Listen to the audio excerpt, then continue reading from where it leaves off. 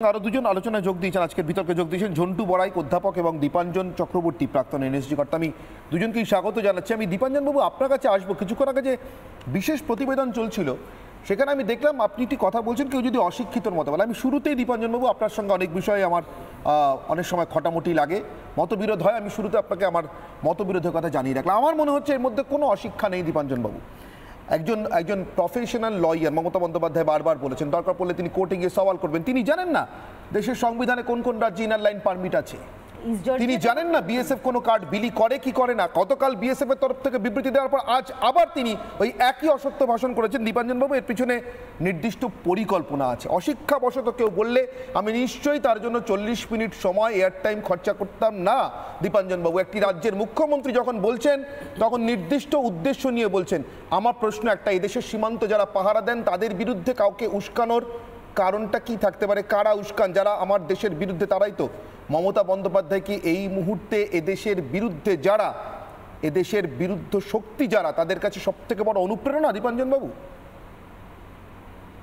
দেখো অনির্বাণ, আমি যে যখন বক্তব্যটা রেখেছিলাম আমার পরিষ্কার মনে আছে, তুমি র ফুটেজ চেক করতে পারো, যেখানে আমি বলেছিলাম যে অশিক্ষের মতো বক্তব্য রাখছেন, অথবা এই অথবাটা আমি দেখতে পেলাম না, কিন্তু অথবা সুনির্দিষ্ট কারণে রাজনৈতিক দুরভিসন্ধির জন্য এই কথাগুলো বলছেন।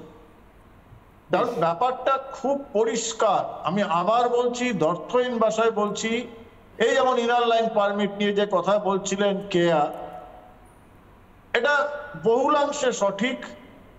অরুণাচলে বা নাগাল্যান্ডে বা মিজোরামে বা কাশ্মীরে লাদাখ অঞ্চলে যে ইনার লাইন পারমিট, সেগুলো কিন্তু সংশ্লিষ্ট স্টেট গভর্নমেন্ট, স্টেট অ্যাডমিনিস্ট্রেশনের কন্ট্রোলে স্টেট পুলিশ, তারা ইনার লাইন পারমিট ইস্যু করে, কখনো কিন্তু বিএসএফ করে না।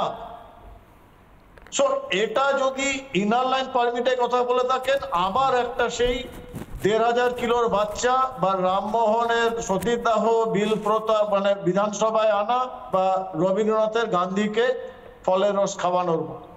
এখন সমস্যা হচ্ছে, এটা আমি আগেও বলেছি, যে এটা খুব গুলিয়ে যাচ্ছে। এখন একটা রাজনৈতিক ব্যক্তিত্ব কোথাও গিয়ে কিছুই বলতে পারে, কিন্তু প্রশাসনিক সভায় বসে যখন এই সমস্ত কথাগুলো বলেন, সেটা কিন্তু দেশের সংবিধানের উপর সরাসরি একটা আক্রমণ, দেশের রাষ্ট্রীয় সুরক্ষার উপর সরাসরি আক্রমণ। কালকে যদি কেউ ওনাকে দেশ বিরোধী আখ্যা দেয়, আমি চাইবো না যে উনি, পশ্চিমবঙ্গের তো মানুষ, আমিও, আমাদের একজন নির্বাচিত, সে যারাই ভোট দিয়ে থাকুন, নির্বাচনে জিতে এসছেন, সংবিধানের শপথ নেওয়া একজন মুখ্যমন্ত্রী, তাকে যদি কেউ রাষ্ট্রবিরোধী বলে, সেটা কিন্তু আমাদের মোটেও ভালো লাগবে না। আমি 3 দশক ধরে তো এই কাজ করেছি, আধা সামরিক বাহিনী, স্পেশাল এজেন্সি, ভারতবর্ষের বহু রাজ্যে থেকেছি, ঘুরেছি, দেখেছি। ভারতবর্ষের কোনো ভাষায় বা ন্যাশনাল চ্যানেলে আমাদের এই নিয়ে ডিবেট করতে হয় না, যে বিষয় নিয়ে আমরা ডিবেট করছি। কোনো মুখ্যমন্ত্রী, কোনো রাজনৈতিক দল এই কথা বলে না। কেন্দ্রের বা রাজ্যের শাসক দল নিয়ে বিভেদ থাকতেই পারে, সেটা রাজনীতির অঙ্গ, কিন্তু যেরকম ভাবে উনি এই জিনিসটাকে খেপিয়ে তুলছেন, এবং এটা তো মনে হচ্ছে উনি কোনো সেন্ট্রাল এজেন্সি, কোনো সেন্ট্রাল ফোর্সকে চান না। উনি কি একটা বৃহত্তর আর একটা নতুন রাষ্ট্রের কথা ভাবছেন, যেখানে উনি নিজে নিজে সমস্ত paramilitary forces, army, air force, navy বানাবেন? বেশ, এটা লজ্জার, এটা ঘৃণা। বেশ, আমি